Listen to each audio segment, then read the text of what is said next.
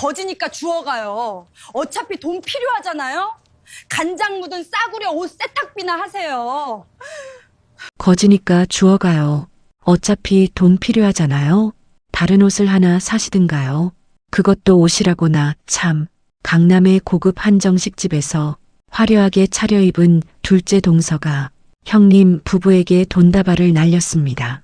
같이 어려울 때는 정을 나눴었는데 사업에 성공하면서 형님 부부를 거지 취급하기 시작했습니다. 태민과 태준, 두 형제는 본래 사이가 좋았습니다. 어릴 때부터 같은 이불을 덮고 자랐고 어른이 되어서도 명절이면 나란히 앉아 소주 한 잔씩 기울이던 사이였습니다. 형 태민은 심성이 따뜻했습니다. 말수는 적었지만 힘든 일이 있으면 제일 먼저 달려오는 사람이었습니다. 동생 태준도 그런 형을 믿고 따랐습니다. 적어도 그때까지는요. 태민과 지훈 부부가 처음 사업을 시작했을 때 둘째인 태준 부부도 진심으로 응원했습니다. 형, 이번엔 꼭 될 거야. 태준이 그렇게 말하며 쥐어준 50만 원. 지훈은 그 돈을 받으며 눈물을 참았던 기억이 있습니다. 그런데 사업은 한 번, 두 번, 세 번, 조용히 그리고 처참하게 무너졌습니다. 처음엔 경기 탓이라 했고, 두 번째는 동업자 탓이라 했고, 세 번째는 아무도 탓하지 않았습니다. 태민이 조용히 앉아있는 날이 많아졌습니다. 지우는 그 침묵 속에서 말없이 앞치마를 둘렀습니다. 누가 시킨 것도 아니었습니다. 그냥 그렇게 해야 할 것 같았습니다. 빵집 알바는 몸이 고됐지만 지훈이 좋아하는 순간이 하나 있었습니다. 갓 구워진 식빵을 봉투에 담아 건네면 손님들이 환하게 웃으며 감사해요라고 했습니다. 그 한마디가 그날 하루를 버티게 해줬습니다. 누군가에게 고맙다는 말을 들을 수 있다는 것. 그것만으로 충분한 날들이 있었답니다. 명절마다 어머니 댁엔 꼭 들렀습니다. 큰 돈은 없었습니다. 그래도 빈손은 싫어서 시간이 날 때면 직접 구운 쿠키를 예쁜 상자에 담아갔습니다. 어머니는 그걸 받을 때마다 말이 없으셨습니다. 칭찬도 핀잔도 없이 그냥 부엌으로 들고 들어가셨습니다. 나중에 전화를 드리면 꼭 한마디 하셨습니다. 친구들이 와서 맛있다고 다 먹어치웠어. 그 말 한마디에 지우는 괜히 코끝이 찡했습니다. 받아주시는 것만으로도 충분했습니다. 그때까지만 해도 두 집안의 형편은 크게 다르지 않았습니다. 그런데 그해 봄 둘째 내에 바람이 불기 시작했습니다. 유라가 운영하던 인터넷 쇼핑몰에 갑자기 주문이 폭발했어요. 처음엔 다들 운이 좋았겠지 했습니다. 그런데 그 운이 석 달이 가고 반년이 가고 어느새 주변 사람들 입에서 둘째네 대박 났대라는 말이 자연스럽게 나왔어요. 변화는 작은 것부터 시작됐습니다. 유라의 손목에 처음 보는 시계가 채워졌고 태준의 차가 바뀌었어요. 예전엔 형네 집에 올 때 편의점 과자 봉지를 달랑 들고 오던 사람이 어느새 백화점 쇼핑백을 두 손 가득 들고 현관문을 들어서기 시작했습니다. 말투도 달라졌어요. 형, 요즘 어때? 하던 태준이 형, 요즘도 그 빵집 알바해? 로 바뀌었습니다. 묻는 말은 같은데 그 안에 담긴 무게가 달라진 거였어요. 어머니 댁에 올 때마다 쇼핑백이 불어났습니다.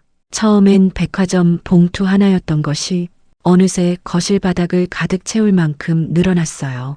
밍크 소재 내복 세트, 고급 홍삼 세트, 이름만 들어도 아는 브랜드의 핸드크림과 향수, 그리고 마지막엔 두툼한 현금 봉투였습니다.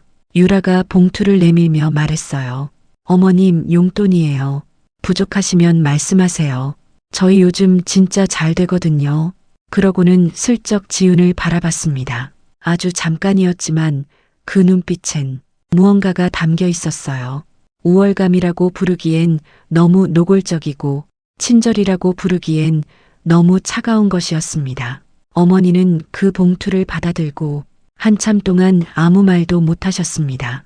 눈가가 촉촉해지셨어요.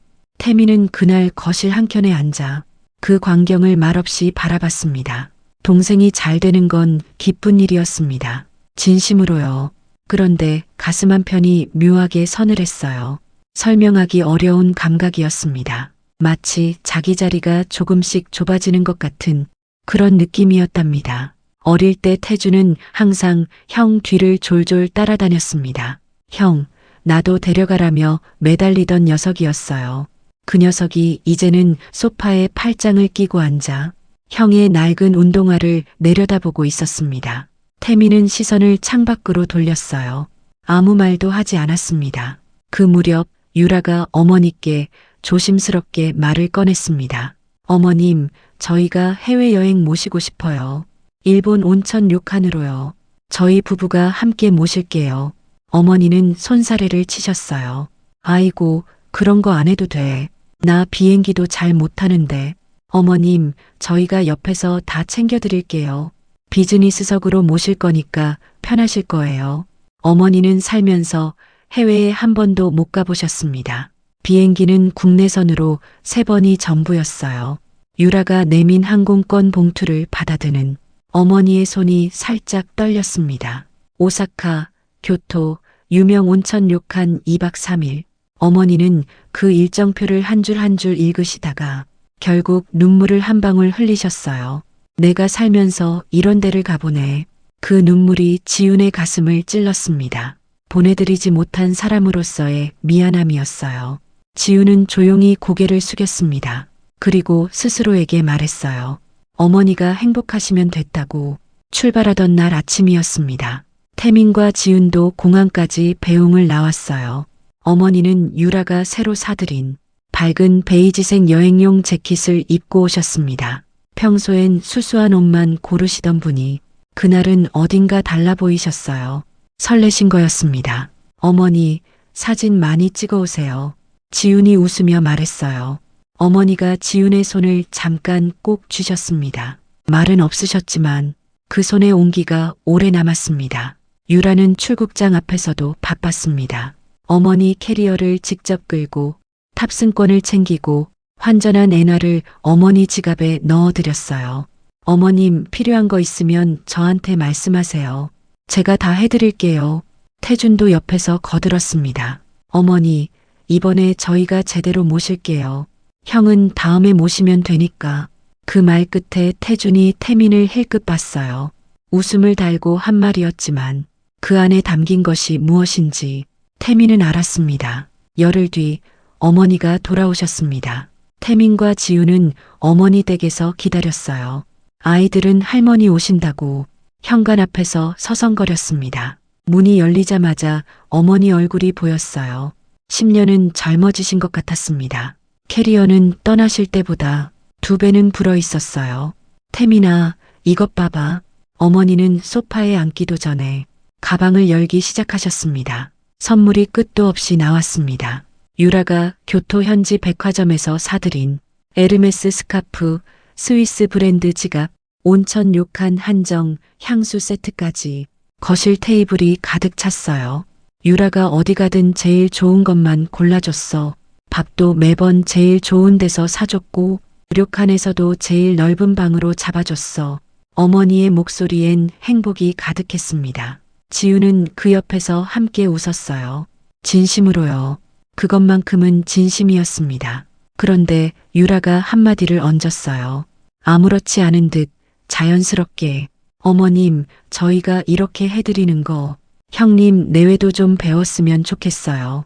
쿠키 몇 개 들고 오는 게 다잖아요. 어머님이 너무 안쓰러워서요. 잠깐 정적이 흘렀습니다. 어머니는 아무 말씀도 하지 않으셨어요. 다만 찻잔을 천천히 내려놓으셨습니다. 그 손이 아주 잠깐 멈췄어요. 지우는 그 손을 보았습니다. 그리고 조용히 시선을 내렸어요. 그 뒤로 둘째네의 생색은 점점 노골적으로 변해갔습니다. 가족 모임이 있을 때마다 유라는 꼭 한 번씩 자신들이 얼마나 잘해드리는지를 아주 자연스럽게 그러나 아주 또렷하게 흘렸어요. 어머님, 저번에 사드린 패딩 따뜻하셨어요? 그거 백화점에서 40만 원짜리예요. 좋은 거 사드리고 싶어서요. 어머니는 응, 따뜻했어 하고 웃으셨습니다. 그 웃음이 유라를 더 대담하게 만들었어요. 칭찬을 받은 아이처럼 다음번엔 더 큰 것을 들고 왔습니다. 시선은 어느새 지훈을 향하기 시작했습니다. 유라는 밥상 앞에서 지훈을 위아래로 훑었어요. 아주 잠깐이었지만 지훈은 느꼈습니다. 형님, 그 옷 저번에도 입으셨죠? 애들 학교 앞에서 그렇게 입고 다니시면 애들이 좀 그렇지 않아요?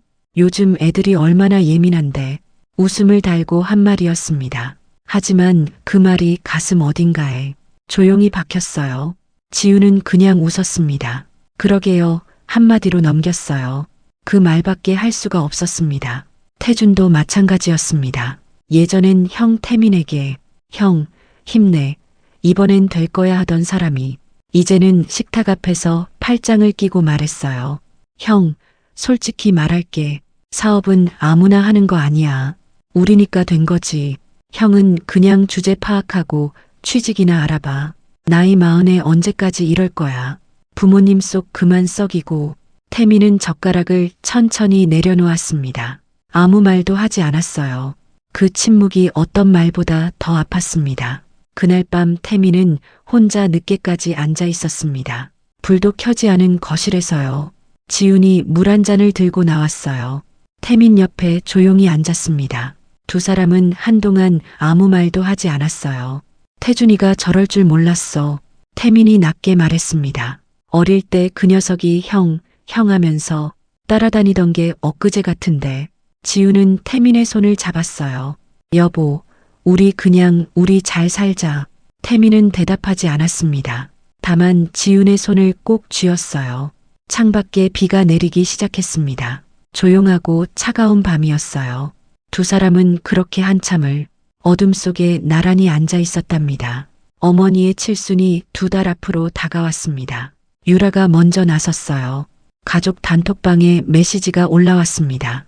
어머님, 칠순은 제대로 해드려야죠. 제가 강남 고급 한정식집 프라이빗 룸으로 예약할게요. 비용은 저희가 다 낼 테니 걱정 마세요. 어머니가 손사래를 치셨어요. 아이고, 그런 거 안 해도 돼. 가족끼리 조용히 먹으면 되지. 안 돼요, 어머님. 칠순인데요. 제대로 해드려야죠. 유라의 목소리엔 어떤 반론도 허락하지 않는 단단함이 있었습니다. 어머니는 결국 웃으시며 고개를 끄덕이셨어요. 며칠 뒤 유라가 단톡방에 다시 올렸습니다. 예약 확인서 사진과 함께였어요. 강남 한정식 프라이빗 룸 예약 완료요. 1인당 식사 비용만 15만 원이에요. 저희가 다 낼 테니까 형님 내외는 그냥 오시기만 하면 돼요. 지우는 그 메시지를 읽고 잠시 화면을 바라봤습니다. 1인당 15만 원. 지훈의 하루 알바비였어요. 태민도 그 메시지를 봤습니다. 한참 동안 아무 말이 없었어요. 그러다 조용히 휴대폰을 내려놓았습니다. 지훈이 먼저 답장을 보냈어요. 고마워요, 유라 씨. 잘 부탁해요. 그 말밖에 할 수가 없었습니다. 생신 당일 아침이었습니다. 지훈은 일찍 일어나 아이들 옷을 챙겼어요. 그리고 자기 옷장 앞에서 한참을 서 있었습니다. 마땅한 게 없었어요. 고급 한정식집 프라이빗 룸. 그런 곳에 어울리는 옷이 지훈의 옷장엔 없었습니다. 결국 제일 깔끔해 보이는 흰 블라우스를 꺼내 입었어요. 몇 년 된 것이었지만 그나마 제일 나아 보였습니다. 거울을 한번 보고 나왔어요. 태민이 현관 앞에서 기다리고 있었습니다. 괜찮아? 하고 물었어요. 지훈은 웃었습니다. 응, 가자. 레스토랑 프라이빗 룸 안으로 가족들이 하나둘 모였습니다. 어머니는 유라가 미리 맞춰드린 연보랏빛 한복을 입고 오셨어요. 곱게 단장하신 어머니가 환하게 웃고 계셨습니다. 어머님, 너무 잘 어울리세요. 유라가 활짝 웃으며 어머니 옆에 착 붙었어요. 휴대폰을 꺼내 사진을 찍고 또 찍었습니다. 지우는 조금 떨어진 자리에서 아이들 옷매무새를 다듬어주고 있었어요. 어머니와 눈이 마주쳤습니다. 어머니가 살짝 웃으셨어요. 지훈도 웃었습니다. 말없이 그냥 웃었어요. 식사가 시작됐습니다. 상차림은 화려했어요. 전복죽, 갈비찜, 각종 전과 나물. 어머니는 연신 맛있다 하시며 드셨습니다. 그런데 식사 내내 유라의 말이 끊이지 않았어요. 어머님, 이 집 예약이 얼마나 힘든지 아세요? 2달 전부터 잡아놨어요. 아는 사람 통해서 겨우 구한 거예요. 잠시 후 또 말했습니다. 어머님, 저 이거 주문하면서 셰프한테 따로 부탁드렸어요. 어머님 좋아하시는 걸로 메뉴 바꿔달라고요. 칭찬받고 싶은 마음이 말마다 배어 있었습니다. 어머니는 그때마다 고맙다, 유라야 하셨어요. 태미는 조용히 밥을 먹었습니다. 지우는 아이들 밥을 챙겼어요. 태준은 그런 형을 흘끗흘끗 봤습니다. 그때 태준이 잔을 들며 말했어요.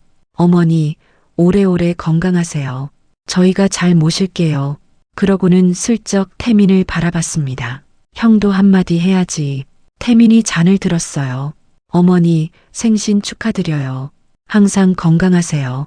짧은 한마디였습니다. 하지만 그 말 안에 얼마나 많은 것이 담겨 있는지 지우는 알았어요.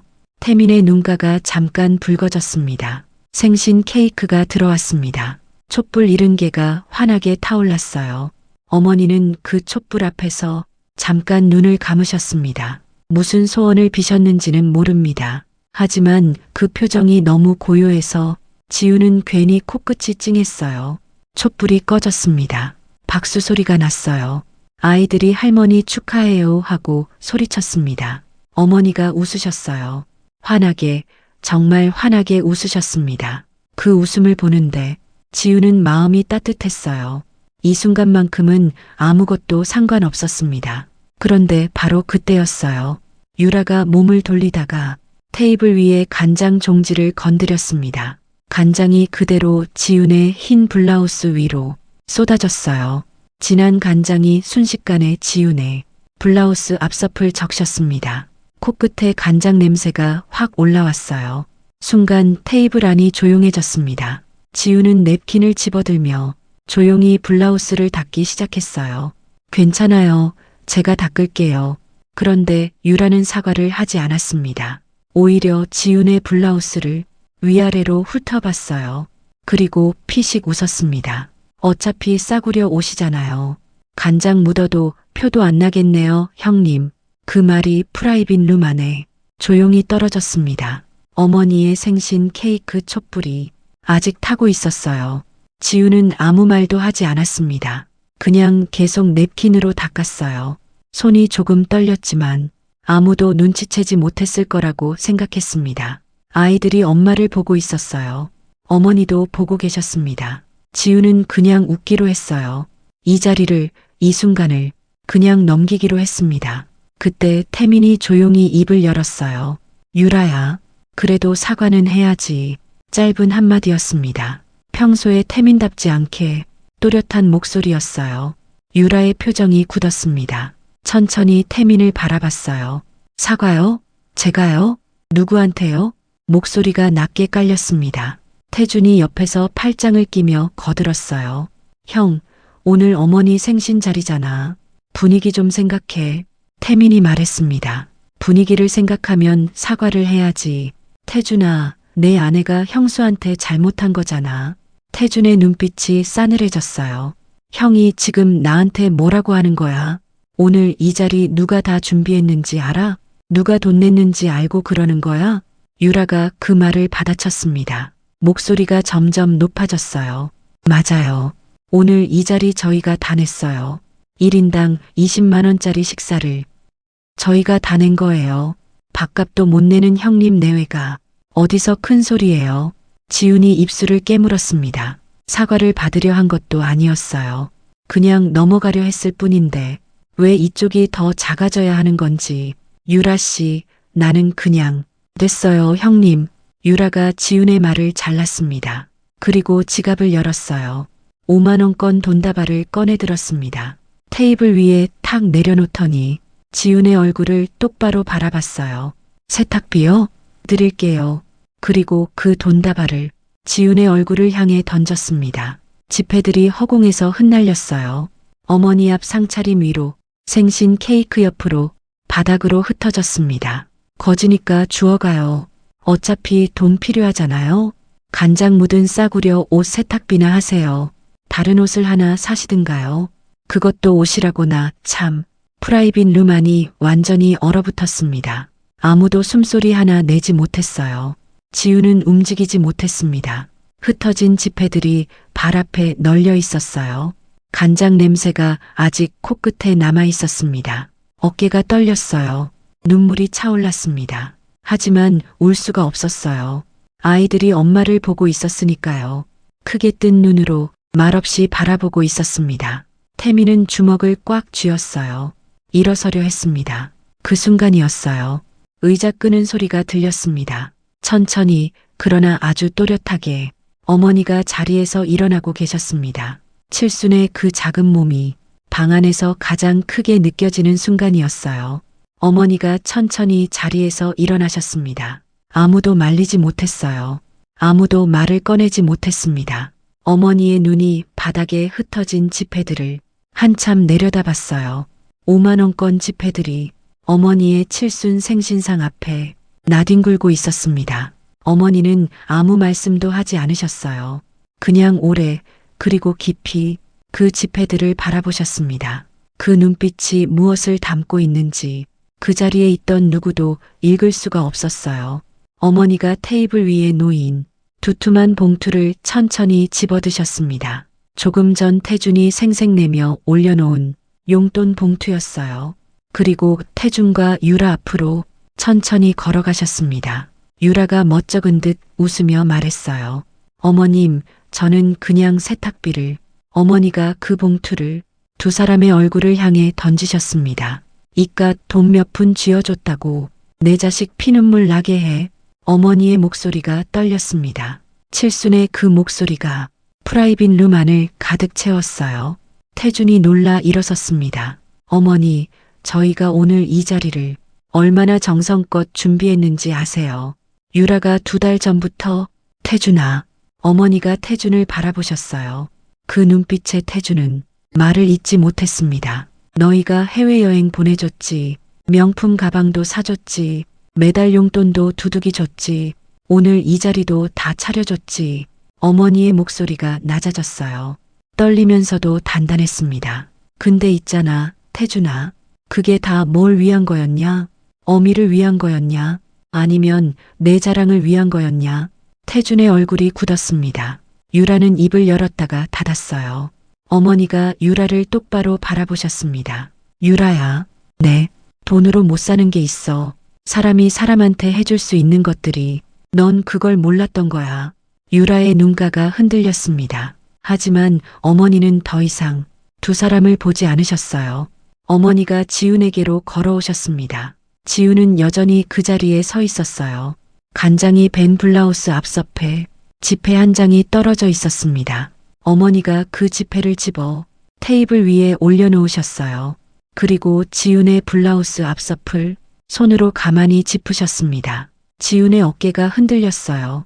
지훈아, 내 어머니 고생했다. 그 세 글자에 지훈의 눈물이 터졌습니다. 소리도 없이 그냥 흘러내렸어요. 참았던 것들이 한꺼번에 쏟아지는 것 같았습니다. 태민도 고개를 숙였어요. 눈이 빨개졌습니다.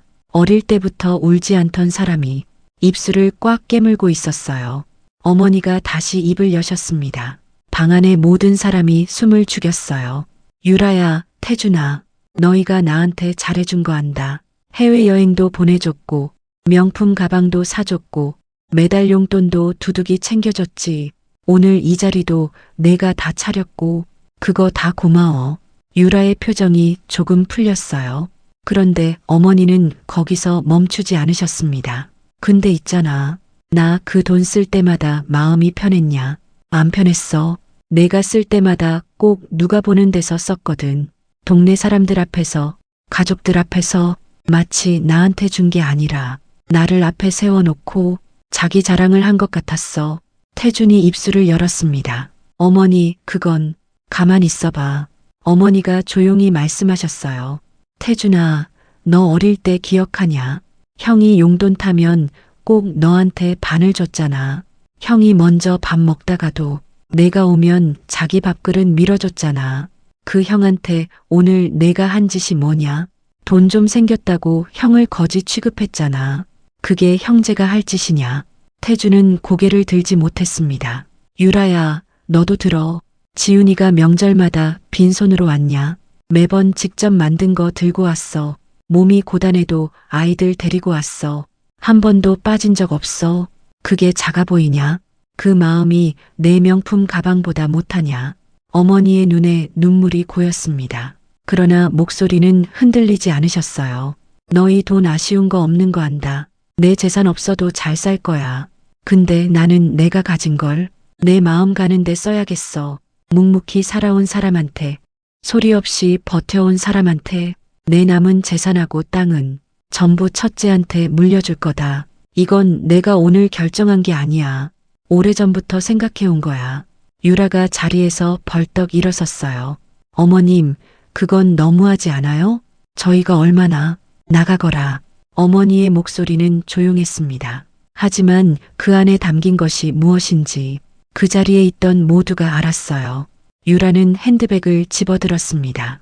태주는 아무 말도 하지 못했어요. 두 사람은 그렇게 프라이빗 룸을 나갔습니다. 문이 닫혔어요.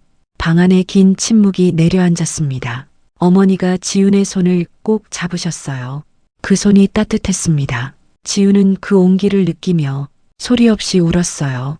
아이들이 엄마 옆으로 다가와 조용히 손을 잡았습니다. 그날 이후 둘째네는 조용해졌습니다. 어머니의 일갈이 있고 나서 태준과 유라는 연락을 끊었어요.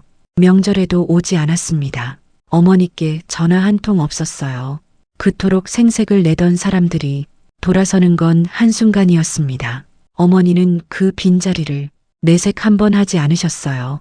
다만 가끔 창밖을 오래 바라보실 때가 있었습니다. 그 눈빛이 무엇을 담고 있는지 지우는 알 것 같았어요. 자식을 향한 마음은 배신을 당해도 쉽게 꺼지지 않는 법이니까요. 봄이 지나고 여름이 왔습니다. 그리고 그해 가을, 둘째네 쇼핑몰에 소송장이 날아들었어요. 유라가 수년간 팔아온 핵심 의류들이 해외 유명 디자이너의 작품을 악의적으로 도용한 사실이 밝혀진 겁니다. 처음엔 유라도 버텼어요. 그런 거 없다고 오해라고 했습니다. 하지만 증거는 명확했어요. 소송은 일파만파로 번져나갔습니다. 천문학적인 손해배상액이었어요. 위약금까지 더해지자 통장이 하루아침에 바닥을 드러냈습니다. 그토록 자랑하던 쇼핑몰은 흔적도 없이 사라졌어요.